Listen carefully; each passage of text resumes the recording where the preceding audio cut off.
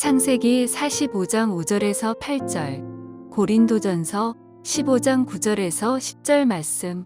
감사신앙. 당신들이 나를 이곳에 팔았다고 해서 근심하지 마소서, 한탄하지 마소서. 하나님이 생명을 구원하시려고 나를 당신들보다 먼저 보내셨나이다. 이 땅에 2년 동안 흉년이 들었으나 아직 5년은 밭가리도 못하고 추수도 못할지라.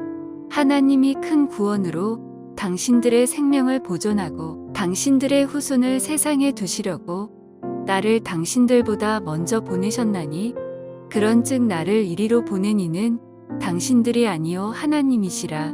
하나님이 나를 바로에게 아버지로 삼으시고 그 온 집의 주로 삼으시며 애굽 온 땅의 통치자로 삼으셨나이다. 나는 사도 중에 가장 작은 자라. 나는 하나님의 교회를 박해하였으므로 사도라 칭함 받기를 감당하지 못할 자니라. 그러나 내가 나 된 것은 하나님의 은혜로 된 것이니 내게 주신 그의 은혜가 헛되지 아니하여 내가 모든 사도보다 더 많이 수고하였으나 내가 한 것이 아니요 오직 나와 함께 하신 하나님의 은혜로라. 아멘.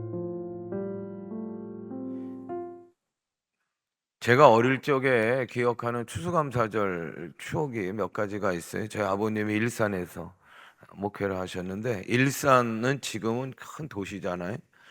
근데 그때는 그렇게 그 신도시가 들어오기 한참 전에 일산, 그곳에서 저희 아버님 목회하시고 제가 거기서 생활하고, 그때 이제 아주 어린 나이에요. 굉장히 어린 나이에 기억하는 추수감사절이 있는데, 그 일산이란 동네는 두 가지 기억나는 게 뭐냐면 논과 밭, 그리고 과수원, 그리고 이제 군부대가 많았어. 어, 그런 일산으로 기억하는데, 그때 이제 추수감사절 하면 이제 우리가 설교 끝나고도 함께 찬송하겠지만, 넓은 들에 익은 곡시 황금 물결 뒤치며, 이 찬양이 아무튼 제일 추수감사절 하면 저에게 떠오르는 그런 추억 가운데 하나예요. 그리고 또 하나는 굉장히 가난했던 시절인데, 이게 제가 그 추수감사절 제단 장식 하잖아요. 이번 주에도 이제 우리 교회도 할 텐데, 그때 이제 어느 해인가 아무튼 제가 이렇게 굉장히 많이 이렇게 딱 마음에 담아두는 그런 추수감사 제단 장식이었는데, 그때 아마 다른 과일이 되게 비쌌던 것 같아. 그리고 상대적으로 이 과일이 좀 쌌던 것 같은데, 추수감사 제단 당시에 감이 수두룩하게 쌓여. 다른 과일들은 보이질 않고, 아무튼 감만 수두룩하게 그렇게 쌓였던 추수감사 제단 장식을 제가 기억해. 그래서 어린 나이에 추수감사절, 그리고 또 모여서 감사드리세 감사드리세 이렇게 찬양하는 걸 제가 듣다가 이렇게 들은 거예요. 감을 사드리는 계절인가? 아니, 감을 사들여서 재단에 저렇게 감만 있나? 아무튼 그 철들기 전에, 제가 제대로 이해하기 전에 감사드리세 감사드리세를 감을 사들이세 감을 사들이세 이렇게 들었다니까. 그 여러분들에게는 추수감사절이 어떤 절기이고 또 어떤 기억들이 있으신가요? 추수감사절 주례는 영국의 청교도 신앙인들이, 그러니까 영국에는 국교가 성공회거든요. 그러니까 이제 청교도들에 대한 핍박이 있었어요. 그래서 신앙의 자유, 예배의 자유를 찾으려고 메이프라우라고 하는 배를 타고서 신앙의 자유를 찾아서 떠나요. 청교도들이. 그래서 도착한 것이 지금의 미국의 신대륙이잖아. 근데 이제 그 배를 타고 오랫동안 그 신대륙까지 오면서 그 배 안에서도 많은 사람이 죽었고, 그리고 또 또 그 신대륙에 와서 거기 풍토병들이 있단 말이에요. 그래서 그 풍토병 때문에도 또 많은 사람들이 죽었고, 또 원주민들이 있었어요. 인디언하고 아주 치열한 전투를 막 하다가도 또 그 전투 속에서도 많은 사람들이 죽고, 그 와가지고 이제 뭐 씨앗들을 좀 갖고 왔는데, 예? 그 심었는데 이게 유럽 땅하고 또 신대륙하고 또 이게 기후 차이도 있고 땅 차이도 있어서 제대로 작물도 자라지 않고, 아무튼 뭐 굉장히 그 신대륙을 처음 개척했던, 신대륙에 와서 처음 그 미국을 건설했던 그 청교도인들은 굉장히 많은 고난과 고통과 어려움들이 있었던 거예요. 근데 그런 속에서도 아무튼 그 씨앗들이 자라서 열매를 맺고 계속 전투를 하던 인디언들도 좀 우호적인 인디언들이 생겨서 또 이렇게 농사 짓는 법도 가르쳐 주고, 그래서 정말 역사적으로 감동적으로 감격적으로 그들이 그 열매를 추수한단 말이에요. 예. 그 열매를 막 받아보면서 지나온 세월들이 막 겹칠 거 아니에요. 예. 그러면서 이 모든 것 하나님께 감사해야 되겠다고 그 모든 첫 열매를 하나님 앞에 이제 감사 예배를 드리는 것이, 그게 이제 추수감사절의 유래가 되고, 그래서 미국의 초대 대통령 워싱턴 대통령은 야 이거를 국경일로 하자. 그래서 땡스기빙 데이, 그래서 11월 셋째 주일은 그래서 추수감사 주일로 추수감사절로 지킨다. 그렇게 이제 딱 정한 거예요.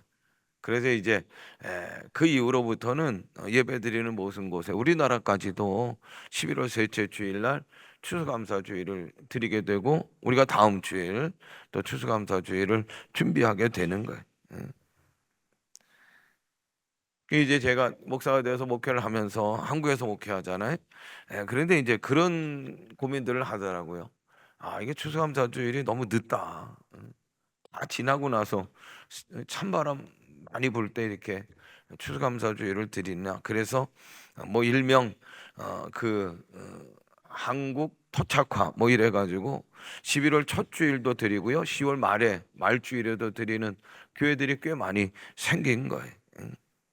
근데 제가 목회를 하면서 이렇게 생각해 보니까 이게 추수감사 주일이 우리 가운데 들어오기 훨씬 전부터 우리 조상들은 그 역사로 가면 고조 전부터인데 음력 8월 대보름에 추석을 드린 거예요. 그게 뭐냐? 그게 이제 모든 곡식을 거두게 한 것에 대한 은혜의 제사를 우리나라는 벌써부터 드리고 있는 거죠. 근데 이게 뭐 추석이 됐든 뭐 11월 셋째 주일 추수감사주일이 됐든 아무튼 중요한 건 뭐냐? 감사드리는 계절이 아니고 감을 사드리는 계절이 아니고, 따라합니다. 하나님께 감사드리는 절기입니다. 제가 요걸 꼭 기억하라고 감을 사드리는 거 제 얘기를 한 거예요. 여러분, 감을 사드리는 게 아니고 하나님께 감사드리는 절기가 우리가 다음 주일 추수감사 주일이라. 농경 문화에 있을 때는 이 감사의 절기가 어느 생생해. 예? 그래서 맥주절도 그렇고 추수감사절도 그렇고, 맥주절은 뭐예요? 첫 작물을 거둬 보리 수확할 때 수확물이 있잖아요. 추수감사 절기는 뭐예요? 한 해의 모든 농사들 다 이제 추수할 때. 예. 그래서 어떻게 보면 농경문화 사회에서는 이 감사 절기가 생생한데, 농사 짓는 분들이 많이 없고 또 도시문화 하다 보니까 우리가 이제 주보에다가 추수감사헌금 봉투 이렇게 끼웠잖아요. 그래서 이 봉투 보면서 아이고 때가 됐네 이렇게 생각하고, 그리고 그냥 헌금 집어넣어서 우리가 예배드리면 되는 것이 맥주감사절이고 추수감사주일이다 그렇게 생각하는데, 아니에요 여러분. 감사에다가 신앙을 담아야 돼. 할렐루야. 감사에다가 신앙을 담아요. 그래서 이것이 감사신앙이고, 그리고 감사신앙으로 하나님 앞에 예배드리는 것이 그것이 추수감사주일이라. 그럴 때 하나님께서 우리의 추수감사를 기뻐 받으실 줄로 믿습니다.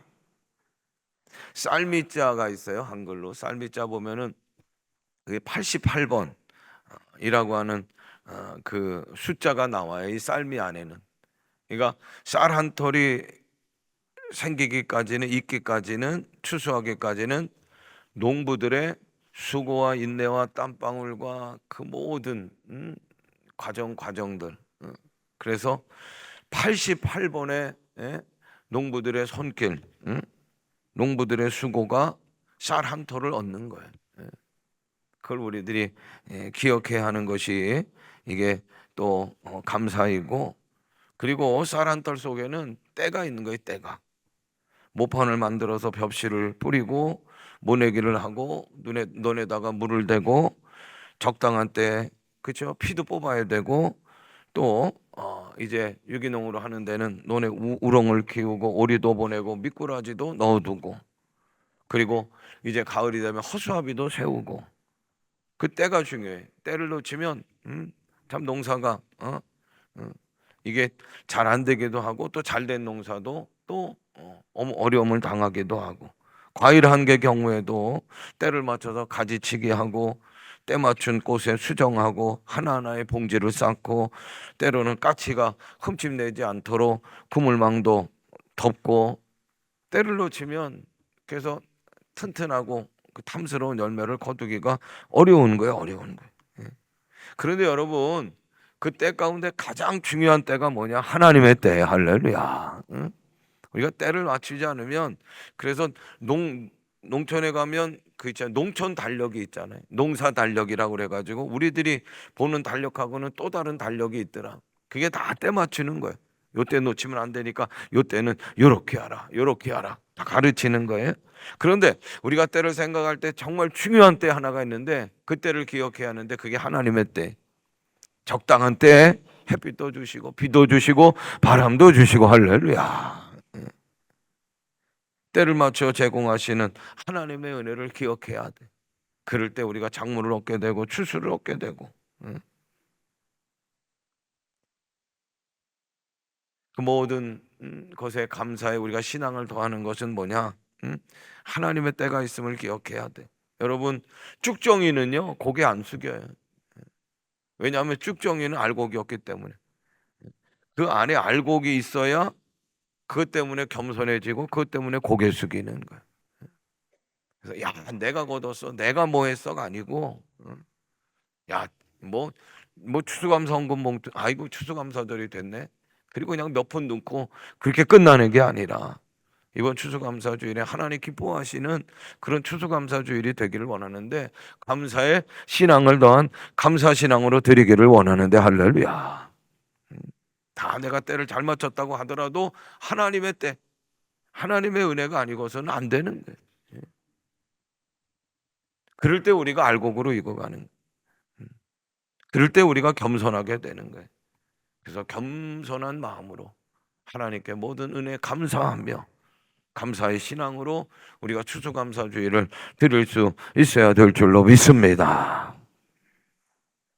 여기에다 추수는요 혼자 못하는 거예요. 동네가 돌아가면서 이 집 하면 이 집 하고, 그죠? 혼자 농사 못 지으니까. 근데 그러기 위해서는 협동하려면 그 전에 어떤 일이 있어야 되느냐? 싸우면 안 돼, 싸움. 그래서 서로 마을의 평화를 위해서 애쓰는 거예요. 노력하는 거예요. 예? 그리고 이제 추수 때가 되면 다 모여가지고 힘을 합쳐가지고 추수하는 거예요. 하나님 기뻐하시는 감사신앙 추수감사절은 우리 오곡의 온 성도들이 한 마음으로, 아이고 지역별 찬양제 얼마나 기대가 되는지 몰라. 마음들을 모으셔, 한 분도 빠짐없이 다 마음들을 모으셔서 화합해서 협동해서 하나님 기뻐하시는 감사신앙의 추수감사주일 되기를 간절히 원합니다. 감사신앙을 우리가 대표하는 구약의 인물, 신약의 인물을 좀 보면은, 구약시의 인물은 요셉이, 신약의 인물은 바울을 들 수가 있는 거예요. 하나님께서는 하나님의 선민, 그렇죠? 하나님의 백성, 하나님의 민족을 세우려고 아브라함을 딱 끌쳐내시잖아요. 그래가지고 아브라함으로부터의, 그리고 하나님의 백성, 하나님의 민족을 이제 세워 나가신단 말이에요.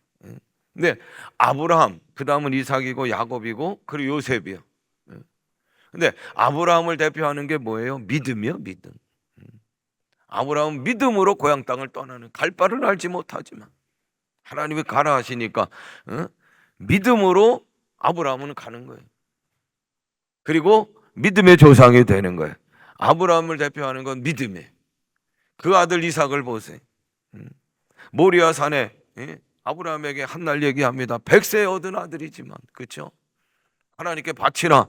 이야, 그게 어떻게 가능합니까? 그러나 아브라함은 그걸 믿음으로 하잖아요. 믿음으로. 근데 이삭은 뭐냐? 그때 아마 이삭이 아들이 그 늙은 아브라함을 그냥 내가 여기서 어떻게 재물이 됩니까 하고 그냥 밀쳐냈으면 아들의 힘이 더 셌을지도 몰라요. 그런데 이삭은 뭐냐? 순종하는 거예요. 순종. 어느 때인가 100배의 열매를 맺었단 말이에요. 100배의 열매를 맺었어요. 그런데 그 땅에 사는 다른 사람들이 100배의 열매를 맺은 걸 보고 시샘해가지고 와가지고 11권에 하나님께서 분쟁하는 걸 싫어하시니까 이삭을 향해서 야, 너 여기 떠나. 여러분 생각해 보세요. 100배의 수확을 얻은 그것을 떠나기가 쉬워요? 아이고, 어려운 거예요. 그런데 이삭은 순종하는. 이삭은 그래서 대표하는 게 뭐냐? 순종이요, 순종. 그리고 야곱을 보세요. 야곱은 장자가 아닙니다. 장자의 축복권이 없어요. 그런데 야곱을 대표하는 게 뭐냐? 사모하는 거예요, 사모하는. 장자가 아닌데, 애초부터 형이 있는데, 장자의 축복권을 막 사모하는 거예요. 그리고 장자의 축복권을 얻은 야곱이 형 때문에 도망하는 거예요. 그 20년이 지난 다음에 고향 땅으로 돌아오는데 형이 그냥 가로막고 있는 거예요. 그럴 때 야곱을 대표하는 게 뭐냐면 하나님 앞에서 기도했다는 기도, 사모하며 기도하는 거예요. 그래서 아브라함을 대표하는 건 믿음이고, 이삭을 대표하는 거는 순종이고, 그리고 야곱을 대표하는 거는 기도인데, 믿음이 귀하고 순종이 귀하고 기도가 얼마나 아름답고 귀합니까? 그런데 어디까지 가야 되느냐? 요새까지 가야 돼. 근데 요새까지 왔을 때 그 모든 것, 믿음을, 기도를, 순종을 아름답게 한 다발의 꽃으로 묶는 게 있어요. 요셉을 대표하는 게 뭐냐? 그게 감사라는 거예요. 감사 신앙까지 가야 될 줄로 믿습니다. 45장 오늘 본문 보세요. 5절 같이 읽어요. 당신들이 나를 이곳에 팔았다고 해서 근심하지 마소서, 한탄하지 마소서. 하나님이 생명을 구하시려고 나를 당신들보다 먼저 앞서 보냈나이다. 8절 보세요. 그런즉 나를 이리로 보내니는 당신들이 아니고 하나님이시라. 하나님이 나를 바로에게 아버지로 삼으시고 그 온 집의 주로 삼으시며 애굽 온 땅의 통치자로 삼으셨나이다. 아멘. 여러분 요셉을 보세요. 그 아버지의 사랑을 독차지하는 거예요. 어릴 때 그냥 아버지의 사랑을 독차지한 게 요셉이에요. 이것도 그냥 꼴 보기 싫은데. 어느 날 요셉이 꿈을 꾸고 왔는데 어떤 꿈을 꿔요? 형제들도 형들뿐만 아니라 아버지, 어머니가 다 요셉 앞에 무릎을 꿇는 그런 꿈을 꾸니까 이게 그냥 화근이 된 거예요. 이게 더 그냥 확 형들을 그냥 뚜껑 열리게 한 거잖아. 그래가지고 막 죽이려고 하고. 그러다가 어디 애굽에 팔려가는. 그때부터 꿈 때문에 요셉은 얼마나 고난의 시간, 얼마나 고통의 시간, 얼마나 외로운 시간, 캄캄한 시간을 보냈는지 몰라요. 그러다가 바로 왕에게 섰는데 결정적인 일이 생긴 거죠. 바로가 꿈을 꿨어요. 그런데 그 꿈의 내용이 뭐냐면 하나님께 주신 꿈인데 그 꿈을 통해서 이제 애굽의 총리로 요셉이 등극을 하게 되는데 그게 뭐예요? 앞으로 7년 동안 풍년이 있을 거다. 그리고 곧바로 7년 동안 아주 그냥 정말 큰 기근이 흉년이 정말 지금까지도 맛보지 못했던 아주 그냥 다 갉아먹히는 그런 흉년이 찾아올 거다. 그럴 때 요셉이 지혜를 가지고 이 대처를 하는 거예요. 어떻게 하느냐? 7년 동안 풍작일 때 여러 곳에다가 큰 창고를 지어가지고 곡식들을 잘 모아놓고 그리고 7년의 흉년 큰 기근을 준비하는 거예요. 그래서 애굽은 그 흉년을 잘 넘어가고 있는 거예요. 그런데 그 인근에 있는 나라들은 그리고 요셉의 고향 땅에는 준비가 없으니까 흉년이 됐을 때 먹고 살 일이 막막하고 다 떨어지고 죽게 생겼으니까 아버지 야곱이 애굽에 가서 형들에게 좀 양식 좀 구해와라. 그 형들이 양식을 구하러 애굽에 온 거예요. 근데 그 양식을 구하는 곳에 제일 꼭대기 자리에 누가 앉아 있어요? 동생 요셉이 앉아 있는. 기절하고 놀랄 일이지. 벌벌벌벌 그때부터 떠는 거예요. 사시나무 떨. 이야, 이게 어찌 된 일이냐? 우리가 괴롭혔고 죽이려고 했던 그 요셉이 저기에 있네. 야, 이제 우리는 끝났다. 벌벌벌벌 떨고 있을 때 형제 자리에 앉은 요셉이 형들에게 이런 얘기를 하는 거예요. 형님들이 날 질투하고 미워해서 종을 팔았다고. 두려워하지 마세요. 근심하지 마소서. 하나님께서 하신 일입니다. 오늘이 있도록 구원하도록 이 흉년의 때를 사람들을 살리도록 누가 하셨어요? 하나님께서 계획하신 일입니다. 자기 보따리를 풀려고 하면 아마 몇 달 걸릴 거예요. 형님들 그때 왜 이렇게 했어요? 내가 보디발 그 가정에 가가지고 얼마나 고생했는지 알아요? 그 음모에 걸려가지고 내가 감옥까지 가게 돼. 내가 얼마나 외로웠는지 몰라. 내가 얼마나 캄캄했는지 몰라. 그런데 형들을 향하여 요셉은요, 그 보따리를 푸는 게 아니에요. 그 보따리를 푸는 게 아니라 그 보따리를 묶고 그리고서 날 고생시켰다고 고통의 다리로 밀어 넣었다고 자책하지 말라고, 내게 고난의 곤뇌를 씌웠다고 괴로워하지 말라고. 그 당시에 나는 받아들이기 힘들었지만, 앞이 하나도 보이지 않았지만, 내가 막 화가 났지만, 그러나 지나놓고 보니까 목적이 있었기에, 하나님의 목적이 있었기에 하나님께서 나를 앞서 보내셨네요. 형님들은 하나님께서 사용하신 도구입니다. 모든 것 하나님께서 하셨습니다. 할렐루야. 이야기 보따리를 풀자면, 원망 보따리를 풀자면, 그냥 한해 보따리를 풀자면 몇 달 걸리겠지만 그거 풀지 않아요. 참아요, 그때도. 그리고 하나님, 그분이 하셨습니다. 이것이 감사신앙. 아브라함의 믿음을 묻고, 이삭의 순종을 묻고, 야곱의 기도를 아름답게 묻고, 뭐로 묻고요? 따라합니다. 감사로. 이 한 해 이제 마무리하는 거예요. 추수감사주일 준비 한 해 마무리하는데, 여러분들 많은 일들이 있을 거예요. 그 중에 여러분들 감사할 일들을 좀 세워보시기를 바라고. 할렐루야. 원망하고 불평할 일들, 그 보따리는 풀지 마시고 감사할 일들을 좀 세워보시고, 그리고 믿음의 감사, 감사의 신앙으로 요셉처럼 아름답게 감사의 꽃다발을, 여러분들 올 한 해의 꽃다발을 만드시기를 바라고, 그리고 그 꽃다발을 감사의 신앙으로 하나님 앞에 드릴 수 있는 이번 돌아오는 주일, 우리 추수감사주일이 되기를 간절히 원합니다. 사도 바울을 보세요. 자, 고린도전서 말씀이에요. 자, 9절, 10절 같이 읽어요. 나는 사도 중에 가장 작은 자라. 나는 하나님의 교회를 박해하였으므로 사도라 칭함받기를 감당하지 못할지나, 그러나 내가 나 된 것은 하나님의 은혜로 된 것이니 내게 주신 그의 은혜가 헛되지 아니하여 내가 모든 사도보다 더 많이 수고하였으나 내가 한 것이 아니요 오직 나와 함께 하신 하나님의 은혜로다. 따라합니다. 내가 나 된 것은 하나님의 은혜입니다. 자, 옆에 계신 분들하고 그렇게 인사하셔요. 모든 것이 하나님의 은혜입니다. 나의 나 된 것은 하나님의 은혜라.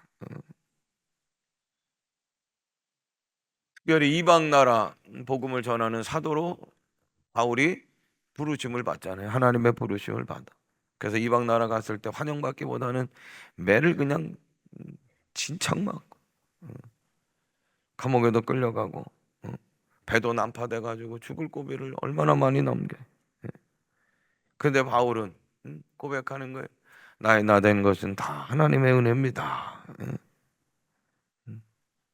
이 한 해 동안 여러분들 고백하시기를, 모든 것이 다 하나님의 은혜로 고백하시기를 간절히 바라고요.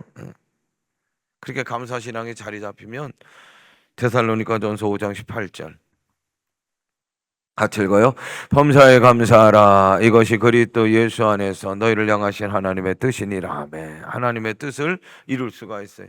우리가 감사신앙이 자리 잡히면, 그 감사신앙을 가지고 추수감사주일 예배를 드릴 수 있다고 하면 하나님의 뜻을 이룰 수 있는데, 하나님의 뜻은 뭐예요? 범사에 감사하라. 모든 것에 감사할 수 있는 거. 할렐루야. 바울이 자기 뜻대로 된 것만 감사한 게 아니에요. 어렵고 힘들었던 것, 때로는 자기가 원하지 않았던 일들로 이끌림을 받았던 그 모든 일들까지도 다 감사하는 것. 이게 감사신앙. 감사한 것 몽트를 보면 취직했으니 감사하고, 승진했으니 감사하고, 결혼하니 감사하고, 애기 우리 건강하게 출산했으니 감사하고, 새집 얻어서 감사하고, 이런 감사의 조건들이 있는 거예요. 그런데 그것만이 감사가 아니고, 감사신앙은, 감사가 신앙이 되는 건 세월이 지난 후에 지난 때의 실패와 되지 않았던 일들이 오히려 사용지마였구나.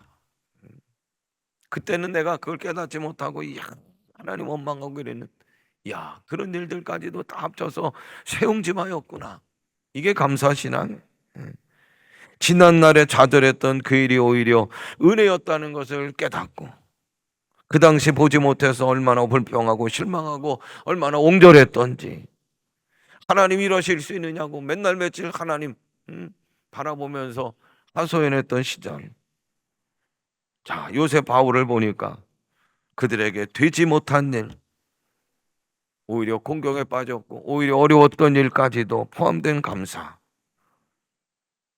지금 내 입에 맞지 않는 아픔까지도 감사하는 것이 감사신앙이고, 어려운 가운데도 하나님의 뜻이 있음을 기억하며, 실패 안에서도 하나님의 뜻이 계십니다. 실패가 실패로 끝나지 않고 오히려 감사가 되는 것, 이것이 절대 믿음이고 그리고 감사 신앙인 줄로 믿습니다.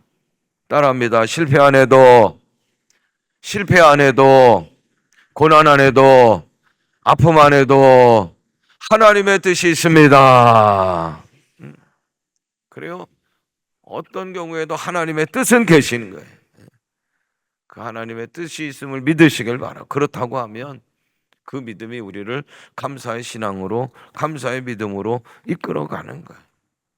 세 번째로 따라합니다. 감사 신앙이 확대되어야 합니다. 노사연의 바람이라고 하는 노래 있잖아요. 늙어가는 것이 아니라 익어가는 것입니다. 이게 참 가사가 너무너무 좋더라. 감사신앙은 나만에 머물지 말게 하시고 확대되고 익어가게 하셔야 돼. 감사신앙이 우리 교회 안에서 익어가기를 원하고, 감사신앙이 자녀들에게도 여러분 확대되기를 원하는데, 수험생 기도회 이제 한 주간 남았어요. 목요일 날 우리가 우리 수능고사 보지만 우리가 자녀들을 위한 기도 마무리하려고 또 14일 금요일까지 계속합니다. 여러분, 오곡의 자녀는 다 내 자녀다. 할렐루야. 그런 마음으로 우리 새벽기도 많이 들어오셔서 기도하시는데, 이 한 주간 동안 우리 수험생들 자녀들을 위해서 많이 기도해 주시길 바라고요. 그리고 자녀들에게 얘기하셔야 돼. 우리 오곡에 많은 분들이 너를 위해 기도하고 있어. 너를 위해 기도하고 있단 말이에요. 힘을 내라고. 그리고 그 은혜를 잊지 말라고. 그 감사의 신앙이 자녀들께까지도 확대되어 가기를 원합니다. 감사 신앙의 고백 찬송들이 다음 주일 우리 추수감사주일에 이 교회 가득하기를 원하고, 그리고 그 감사가 교회로 머물러 있는 게 아니에요. 지역으로 가서 분쟁하고 편가르고 막 벽이 있잖아요. 그런 것들을 넘어서 화합하고 사랑하는, 평화하는 그런 지역으로 넘쳐 흘러가야 될 줄로 믿습니다. 말씀 맺힙니다. 다음 주일 온 성도들 감사의 신앙들이 다 모아지길 바래. 그래서 하나님 앞에 감사 예배를 정말 정성을 다해서, 마음을 다해서 하나님 기뻐하시는, 하나님 흡족해 하시는 우리 추수감사주일 되기를 간절히 원하고요. 또 오후에는 정말 지역별로 찬양제, 경쟁이 아니고 대회가 아니고 감사가 익어가는, 확대되는 그런 감사의 현장 우리 오곡교회 되기를 주님의 이름으로 축원합니다. 우리 다 일어서셔요. 우리 찬양팀 앞으로 나오시길 바라고요. 일어서셔서 우리 그렇게 인사하겠습니다. 하나님께 감사합시다.